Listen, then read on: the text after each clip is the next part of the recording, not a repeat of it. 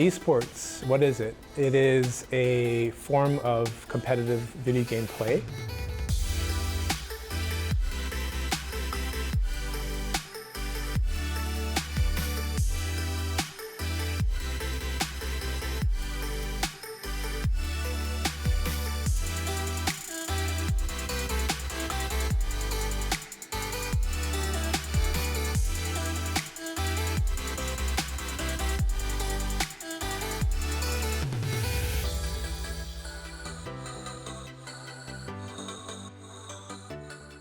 It is a term that is sort of unusual because for a very long time people would play games competitively, but they would not necessarily call it esports. But now we have a whole industry built out globally in which companies create games and have leagues and are creating competitions across different countries in which it's called esports.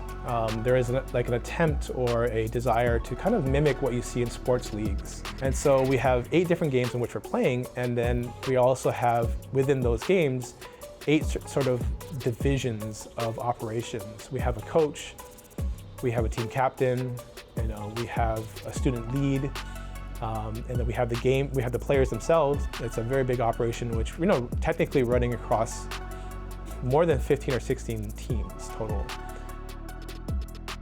So Valorant is a 5 versus 5 tactical shooter. Each player plays an agent or a special character, and everyone has a different role in the team.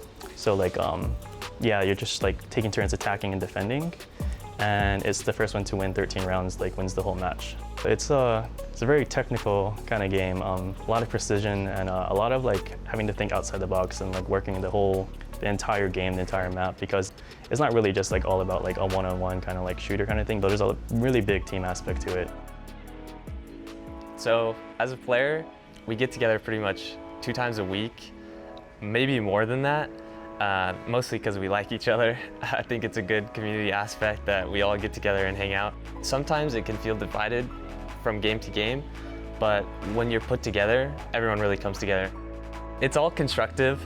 A lot of it is you learn from other people, since everyone here is a different skill level. I'm not the greatest, I'm just a competitor. I love competing, so I like learning from other people, and a lot of that will come from either Keelan, my coach, or other players on my team. So as the head coach, we assess players' skills based on their decisions made in the game. We also look at their communication abilities, how they communicate to their teammates on how they want to solve different problems in the game. And we also look at their attitude, make sure they're a friendly player. We just try to keep it a friendly environment. And then during the season, we'll compete in games, and in between the games, I'll talk to the team, discuss strategy in terms of characters that we want to choose, and also different strategies that we might look at in terms of how we're going to beat the opponents we're playing. Yeah, they've all been very inclusive for the team. We're all working together, new strategies, giving each other tips. We're saying oh, you could try this thing. Oh yeah, I'll try that. And we're helping out each other during the practices. Yeah, they're always super cool, super friendly. I like all of them.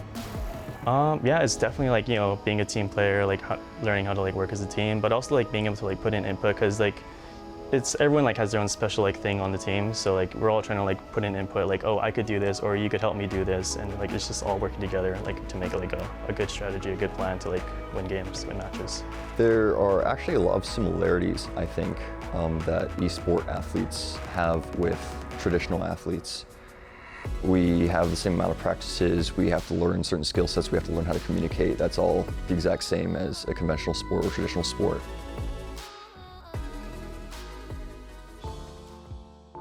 The goal for me in this program is not necessarily to produce professional esports players. Again, it's wonderful if we have them, right? Because that's a lifestyle that many students would like to have. But the goal of this esports program is really, at the end of the day, to get students to engage with industry, right? And to meet the publishers. So for example, last year I was able to invite the Overwatch League, which is owned by Activision Blizzard. This is a $69 billion company that was bought out by Microsoft.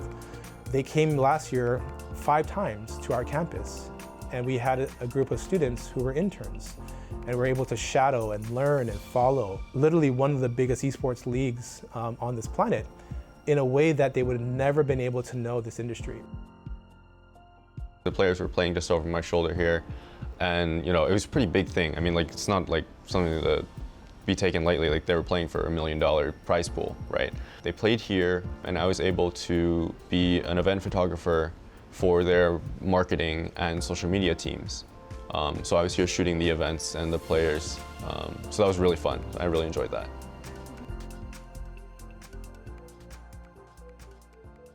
Honestly, the actual players are only, I would say, probably about 25% of what esports actually is, and the stuff that doesn't get talked about is all the people who do broadcast and content and the management and the logistics behind the scenes and all that type of stuff. The majority of the jobs are actually in like back-end stuff. So I am a content lead here at UH Esports and also the director of photography.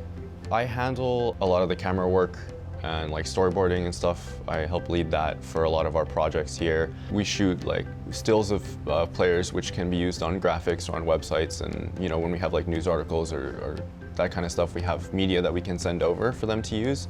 And also when we do like video projects, so we'll like do highlight videos for our teams, so we can handle like interviews and shooting B-roll and all that type of stuff. That all kind of falls under like our department. I've been looking for like a creative outlet to develop my skills and stuff, and the content team has been a really good place for me to be like exploring like what I can actually do, and like being able to contribute to like a bigger picture, like the whole community is really nice. It's definitely gotten more diverse over the years. I'm actually super happy with UH's program because we have so many like women in leadership, and like genuinely the community is a lot more diverse than I think you might find elsewhere. I'm Arena Operations Coordinator, so I operate our iLab here. I run events, I monitor any events that are happening here that don't have to do with UHE. I schedule like practices, tournaments, games, community nights, and then I run our day-to-day operations. I have a staff that helps with technological issues or just like community issues as well. So I kind of oversee everything here in our building. My job heavily relies on knowing everybody and talking with everybody and making sure that they feel safe and welcome in our space. Esports is really reflective of the larger workforce population and the skill sets that 21st century tech-enabled companies need as we move forward, especially in Hawaii. And that's something that I think a lot of folks don't realize, is that as they do sort of smash buttons and play these games, is that they are trying to understand their relationships with others through these games. They are trying to solve problems, interpersonal problems, through these video games. Being able to work with others and solving problems is a huge aspect, I think. Learning how to communicate with others. I would like to work in the esports industry at some point in my future, and I believe the leadership opportunity I've been presented has taught me a lot on how to lead a team and how to interact with them in order to achieve a common goal together. I think it's a great opportunity to meet other people, right? Like, I think when you first come to college, it's a very scary experience or a very isolating experience, especially if you don't have any friends that come with you. And living here in Hawaii, like, that can be a tremendous transition if you're not from here. So having an esports community with people who play games or have similar interests than you, like, it makes you feel welcome, and it makes you feel like you do have a home here and that you can feel welcome and accepted here.